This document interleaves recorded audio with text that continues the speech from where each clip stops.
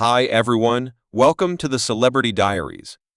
Blu Cantrell had a gigantic effect on the music scene with her hit tune, Hit 'em Up Style Oops, which became one of the greatest hits of the year. She had all the characteristics required for progress, shocking looks, an astounding voice, and a solid group of skilled scholars and makers behind her yet.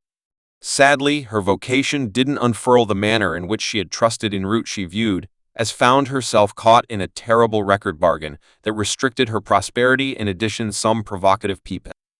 Photographs from quite a while ago re-emerged, causing an outrage. There were additionally tales about her managing emotional well-being battles, which added more show to her story, and obviously individuals have been interested about her relationship with Jay-Z keep close by on the grounds that we're going to plunge into that excessively. Blu Cantrell conceived Tiffany Cobb in Rhode Island, got the moniker name Blu when she was a kid due to her adoration for the variety she was raised by her mama Jay-Z's artist, who dealt with Blu and her five kin all alone. In a real interview with Wendy Williams, Blu drilled down into her dad, depicting him as a miscreant NBA player who left the family when she was youthful. At only 17, Blu Cantrell moved to New York to pursue her fantasy about turning into a vocalist. Anyway, she immediately found that breaking into the music business wasn't as simple as she would have liked. To help herself, she took on different positions at 18 in an endeavor to bring in some fast cash. She postured for suggestive photographs for Blacktail magazine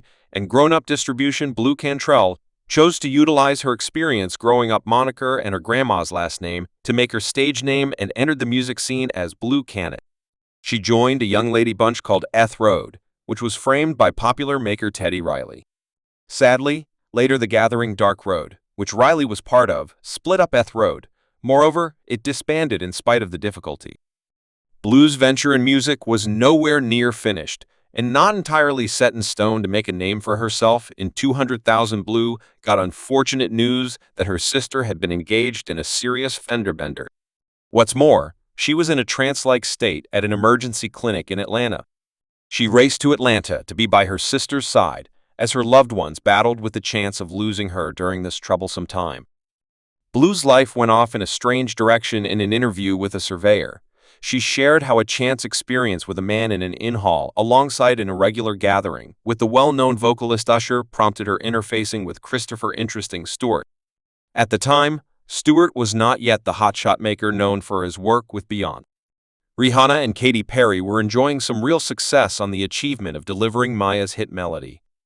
Instance of the ex-Blu played her demo for Interesting Stewart, and he was intrigued to the point that he requested that she sing foundation vocals for notable specialists like Gerald Levert, Confidence Evans, Puff Daddy, and Aaron Lobby. He indeed even welcomed Blu to remain with him and his sweetheart at their home in Atlanta rather than returning to New York. Regardless of this intriguing open door, Blu felt uncertain. She was all the while managing the pressure of her sister's long recuperation subsequent to awakening from the unconsciousness. Despite the fact that her sister was out of risk, there was an intense street ahead for her, which made it difficult for Blu to completely focus on the move.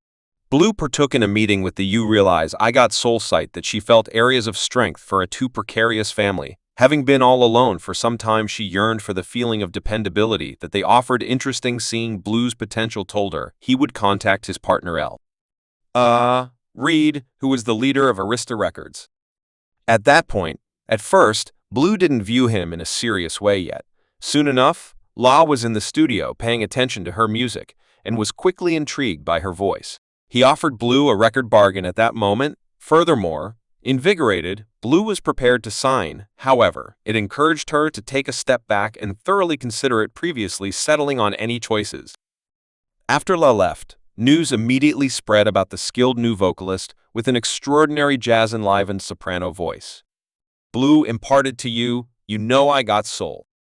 That soon 10 different record marks were battling for her, with the offering war enduring an extraordinary 11 hours. L.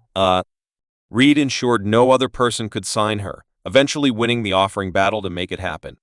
He even tossed in a Ferrari, making the deal much more overpowering.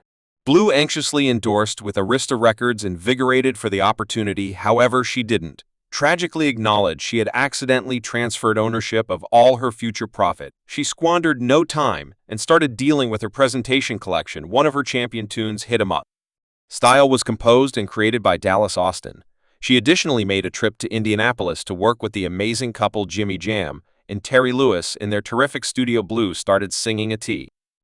Yoon, as a musician, played close by. She put all her feelings into a melody called I'll Find a Way, displaying her profound association with her music. In a meeting, Blu uncovered that her feelings were vigorously affected by her sister's well-being battles and a troublesome relationship she was going through at the time. Regardless of all the individual challenges, Hit 'Em Up Style was delivered in April 2001 and immediately turned into a significant achievement. The tune moved to number 2 on the Billboard Hot 100, denoting an enormous achievement in her vocation. Blu was soon sent on a cross-country special visit to advance the track, and furthermore got a Grammy designation for establishing her place in the music business. Blu's presentation collection, So Blu, was delivered in July 2001. What's more, it immediately turned into a triumph, procuring a gold affirmation. Yet Blu didn't simply depend on her music to drive deals. She adopted an involved strategy to advance her work. She, by and by, visited a few record stores and made it a highlight to persuade the storekeepers to arrange more duplicates of her collection by building these unique interactions with individuals who worked at the stores.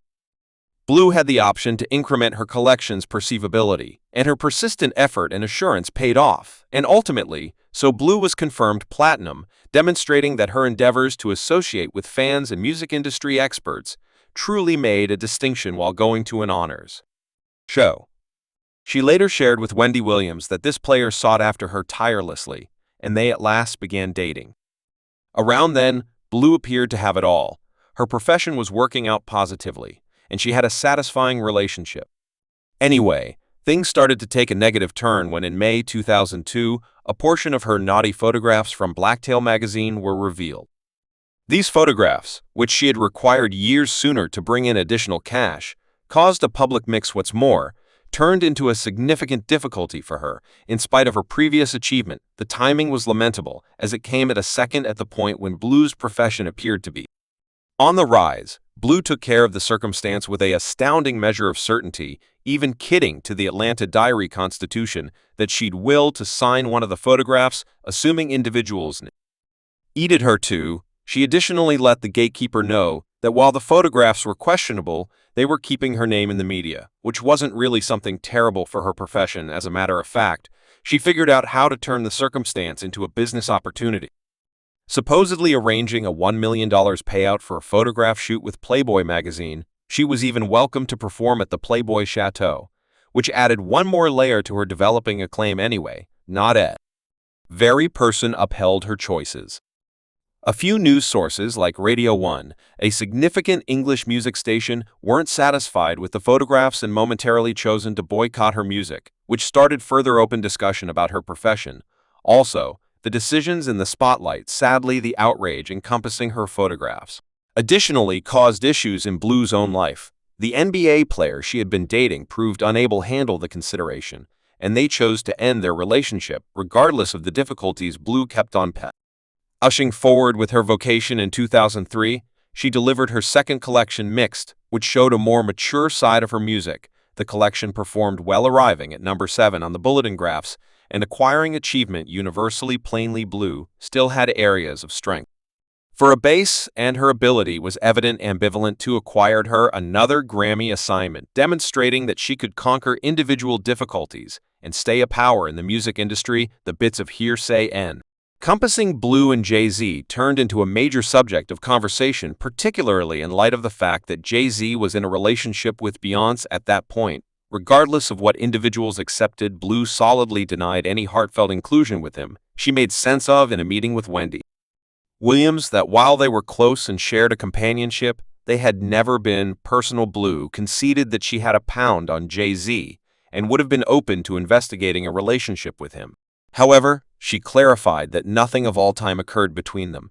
The bits of hearsay, anyway, kept on circling, adding more thoughtfulness regarding her generally prominent profession. In a meeting, Blu made it clear that she had eyes only for Jay's. Also, she didn't avoid conceding it. She told the questioner, "I have a major squash on him." Thanks for watching this video.